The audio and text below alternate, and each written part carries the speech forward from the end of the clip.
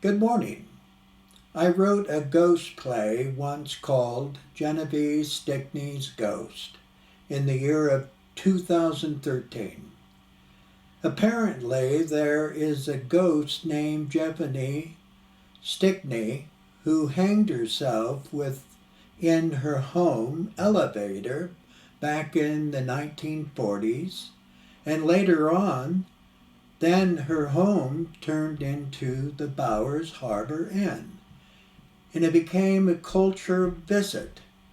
And some say that they saw Genevieve Stickney's ghost. So I wrote the play and finished it. And later on, I found out that Genevieve Stickney's never hung herself, but she had died at the Pantlind Hotel in 1947 in Grand Rapids, Michigan. Well, I still have my play script, and I changed the title saying Reflections of a Mistress.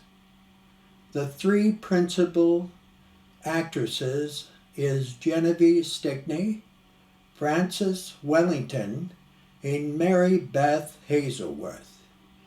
And later on I found out the very true mistress in this story in Traverse City, Michigan in 2013.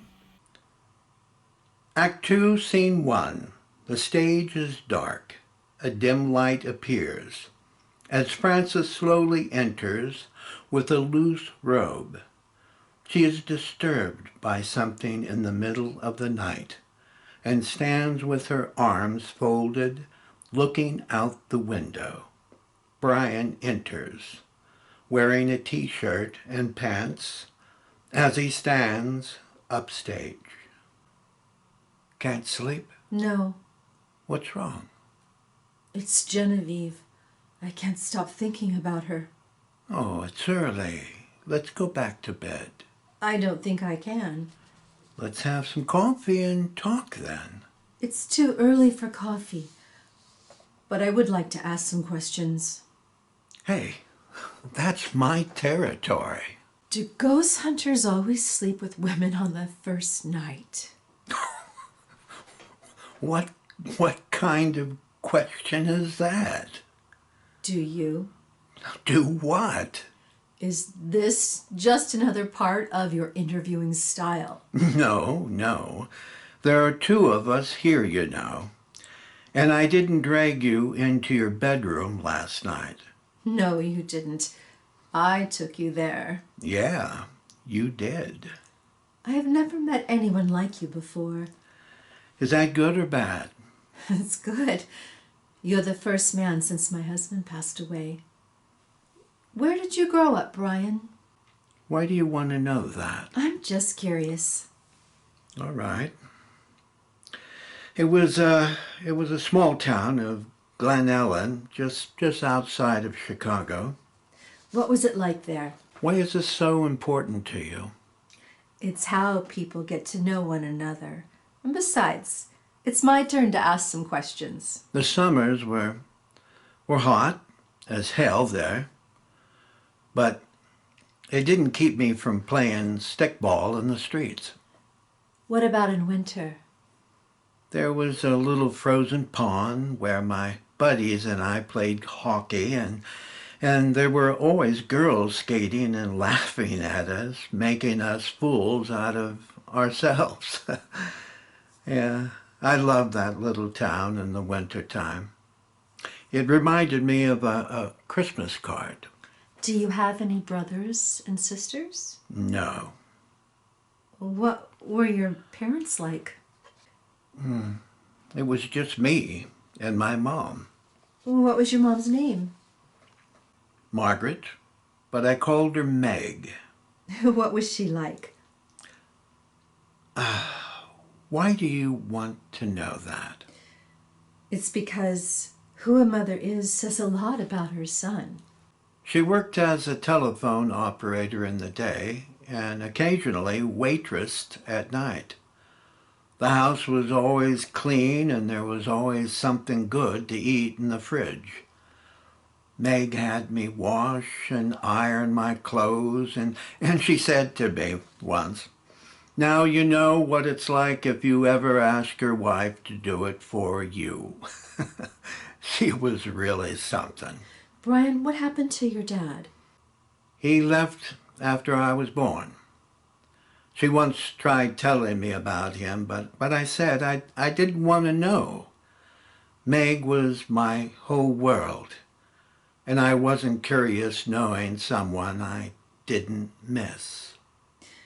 Did you have any relatives close by? Yeah, plenty. I had aunts and uncles and a grandpa and grandma and more cousins than I can name, and there were always picnics and birthdays and loud card games with everyone eating and laughing at the dining room table. Yeah, then, one day, Meg was gone. What happened? She just got tired, I guess. And it had something to do with some disease. Whatever it was, it took my Meg away from me. How old were you? I just turned 11. Where did you go? I went to live with my Aunt Marlene in Chicago. She once took me to my mother's grave a year later, and it was there, and I became curious about life after death. I finished high school, got a college degree, and then my first job for the Great Lakes Paranormal Society, bringing me here to you. That's a pretty boring life, huh? No, it's a normal one. Do you have any pets? Please don't say a guinea pig. What do you have against guinea pigs? They remind me of rats. No rats or guinea pigs.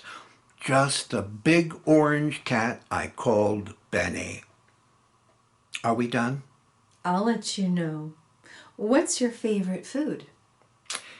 It's Oriental, and yeah, I eat it with chopsticks.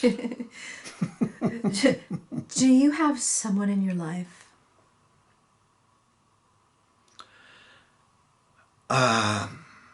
You save the tough ones for last, huh?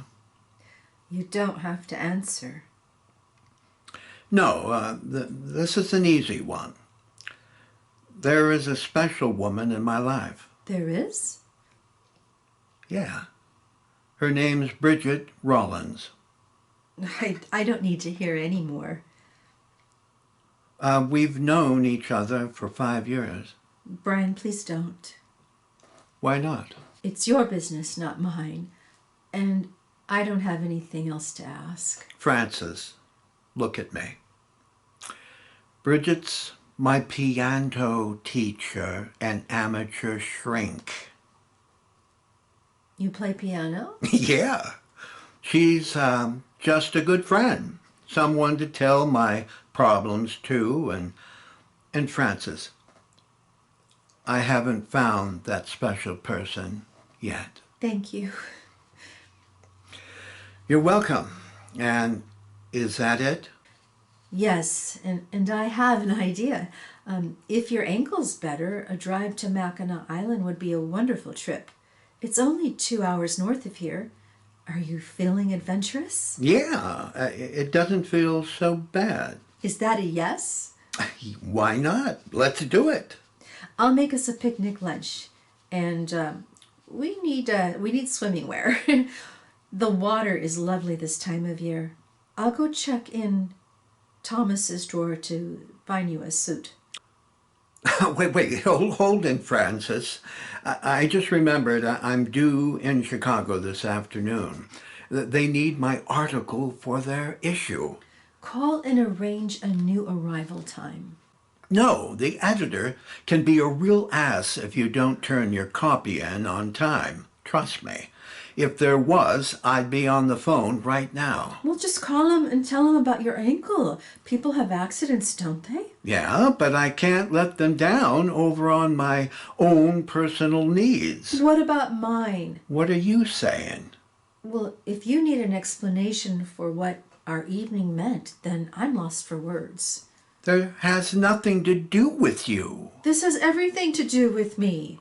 You stepped into my life inquiring information only a handful of people know, and you calmly say to me this has nothing to do with you. Come on, you know what I'm trying to say. Well, yes, I do. Your magazine will have more issues, but there's only one of me. Call me selfish if you will, but I believe we owe ourselves another day, Brian. Was last night that insignificant? Do you believe in serendipity, Brian? Our meeting was no accident. They stare into each other's eyes. He crosses to the telephone and begins to dial. Hello, Steve? Yeah, this is Brian Hathorne, yeah. I'm sorry to wake you, but something happened yesterday. I sprained my ankle, and I'm in no shape to travel. Yeah. I know about the deadline, and I realize it's 2 in the morning, but I promise I'll have a completed copy for you tomorrow. Oh, great. Yeah, thanks, Steve. Yeah, thanks, Steve. And I'm sorry for the inconvenience. See you then. He hangs up the receiver.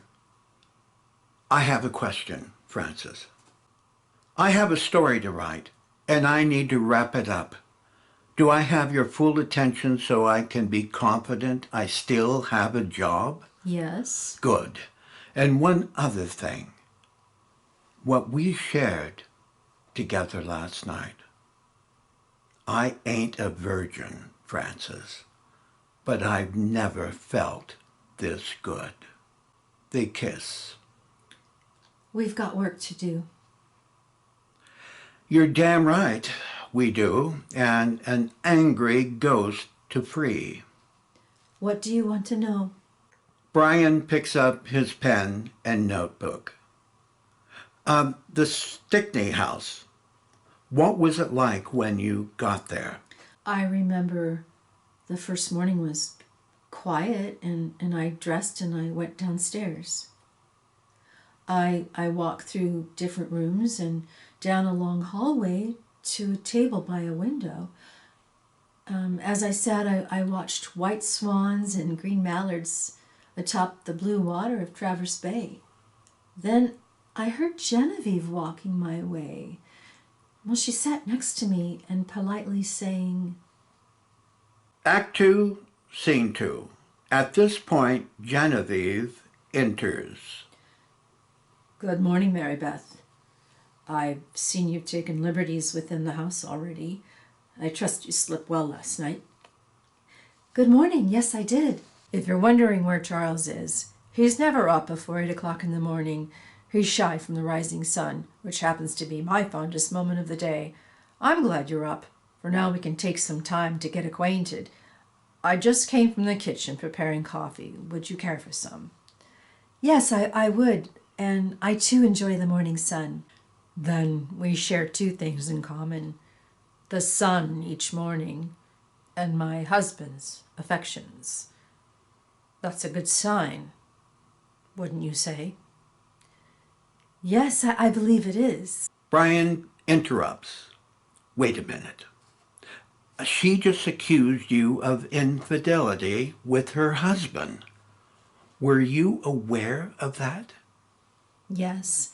Charles warned me she did this with every other nurse, trusting what she said was a challenge, and I'll never forget her impish smile when softly saying, Genevieve begins to speak. You're not the only lovely, but charmingly agreeable. Charles definitely had a competent eye for acquiescent personalities. So, what do you think of our northern Michigan? Our traveling was at night, so we saw very little of the countryside. But now that it's morning, I clearly see it's paradise. You both must have gone to bed early then. What a terrible shame. This has been Charles and my home, going on nearly 40 decades. He's been a good husband to me and faithful in every way. Have you ever been married?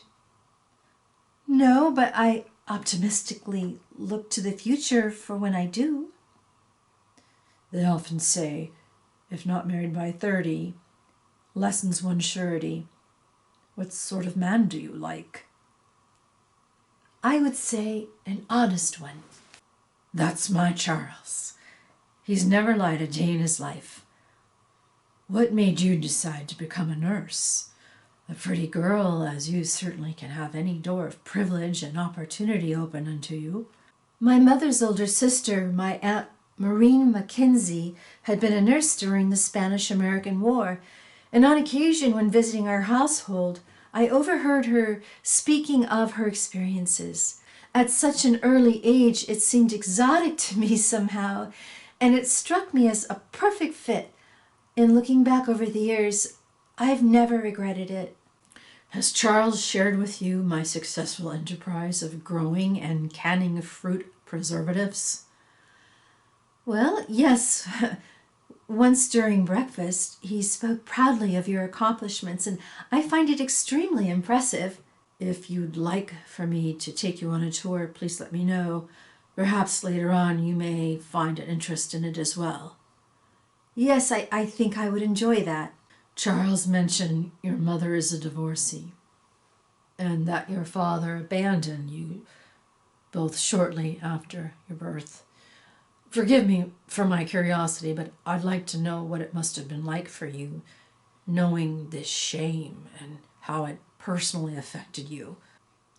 Mrs. Stickney, my mother was never divorced or abandoned. My father, he died at sea during the Battle of Cardenas. Apparently your understanding of what was said to you is sadly amiss. Excuse me, dear, but are you implying I'm speaking an untruth? No, I'm not. What I said was that the information shared with you is grossly misinterpreted. There is a marginal difference between that and a blatant lie. I detect something is vulgarly wrong here. If I'm being scolded by a mere hired hand, please correct me if my judgment is slightly erroneous. I'm not reprimanding you. I'm certainly aware of my station. But whenever my father's integrity is questioned, I'll stand up for him. Good morning, ladies. I trust you had a restful sleep. By your appearance, I see you're having a lovely conversation. I don't mean to break things up, but I'll need your assistance, Marybeth. I have the car ready for a trip to Traverse City, where we'll be picking up necessary medical supplies. I'm so sorry, Genevieve, for pulling her away from you like this, but I promised to bring her quickly back. Well, enough said. Let's be on our way, Marybeth, shall we? Marybeth stands, following Charles, and exit, with Genevieve sitting alone.